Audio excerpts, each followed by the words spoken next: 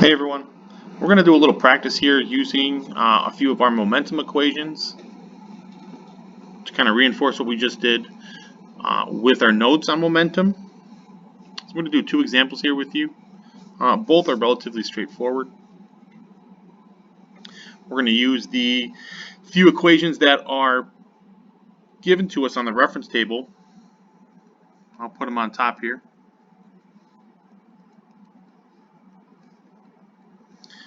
For our impulse, change in momentum, as well as our Ft equals m delta v.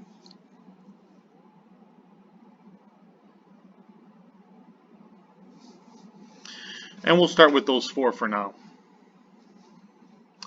So for the first example, what is the momentum of a 3,000 kilogram object traveling at 22 meters per second due south? So in typical form here, we're going to start with what we know. We're looking for momentum. What is the momentum? I don't know. We have a 3,000 kilogram object traveling at 22 meters per second south. So let's define some of this here. We don't know what the momentum is. We are given what the mass of the object is, 3,000 kilograms.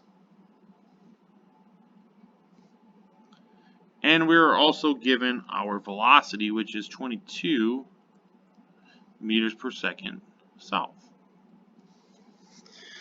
Now, given what we have here, we're going to want to use P equals mv.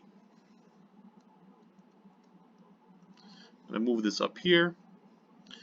We know in order to find momentum, we multiply our 3,000 kilogram mass times the velocity of the object traveling at 22 meters per second south. This gives us an overall momentum of 66,000 kilograms times meter per second.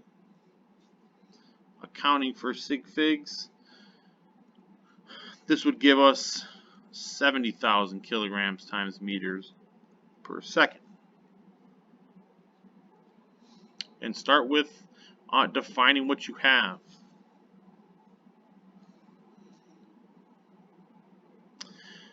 For the second one here, this one's a little bit more complicated, and we're going to use one of the derived equations that we wrote down on top. What is the magnitude and direction of the unbalanced force acting on a 6 kilogram object with the velocity of 10 meters per second due west if the force is acting on the object for 4 seconds, causing its velocity to decrease to 1.5 meters per second? So let's see what we have here. We want a magnitude and direction of the unbalanced force. That was kind of off there. We know we have a 6 kilogram object with a velocity of 10 meters per second due west. Our time that this force is acting is 4 seconds. And our final velocity goes down to, I'm all over the place here, 1.5 meters per second. So let's see what we have. We know we're going to be looking for a force, magnitude and direction of the unbalanced force. We know that the mass of the object in question here is 6.0 kilograms. The initial velocity of this object is 10.0 meters per second. That's a 0. 10.0 meters per second. And we know that the final velocity is 1.5 meters per second. We also know that the time during which this force acts is 4.0 seconds. So if we do a little sketch here, we have an initial velocity, so we can call this before, and we'll put the box over here, and we'll call this after.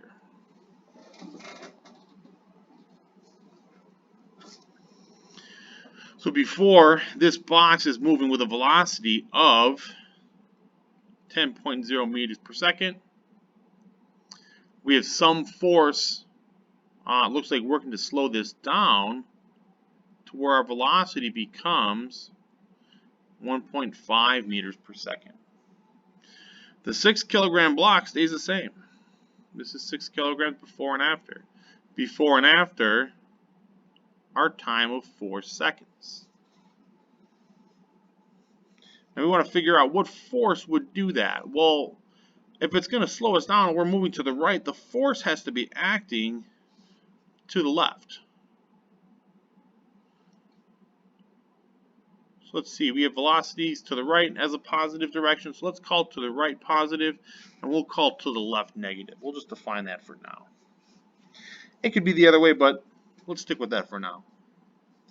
Given what we have and the fact that we're looking for a force, we look and see what we have with initial and final velocity. We can find the change in velocity, which would be final minus initial, which this is going to be our delta V would be 1.5 meters per second minus 10 meters per second.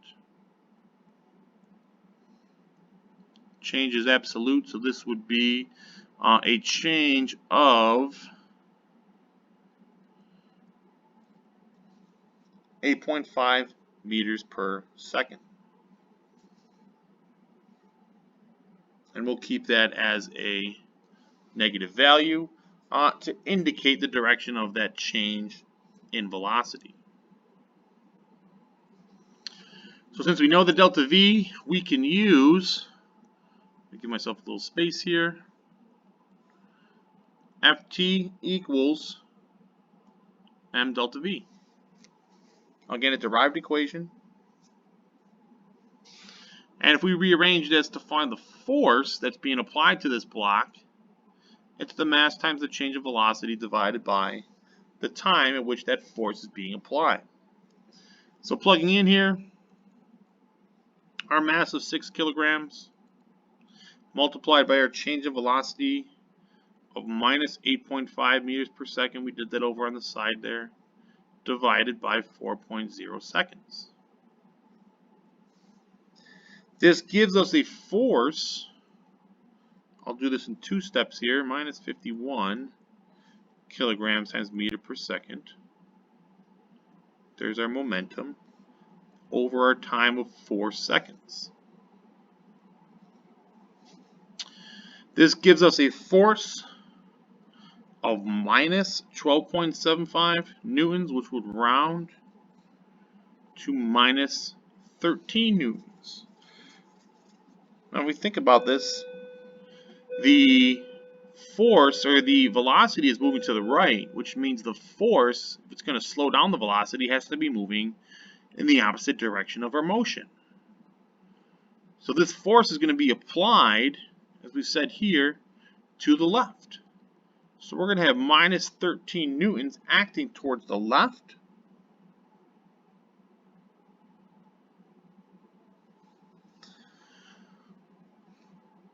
And I have this backwards, at least from the problem, saying east and west. This was moving west. I drew this backwards.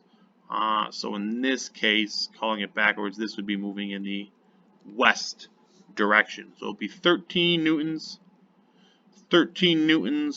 to the left or to the west. And again, this is backwards from the directions given to us in the problem. But that will have to slide for now. The negative value here of negative 13 newtons, indicating a change in direction. So this object is going to be slowed down from 10 to minus 1 or to 1.5 meters per second. If we continue to apply that same force, it's going to start to accelerate our object in the opposite direction. So the impulse imparted by it is going to cause that object to slow down and eventually move, if it were applied longer, to start to move in the opposite direction. The other 2 examples we will do together in class. Best of luck.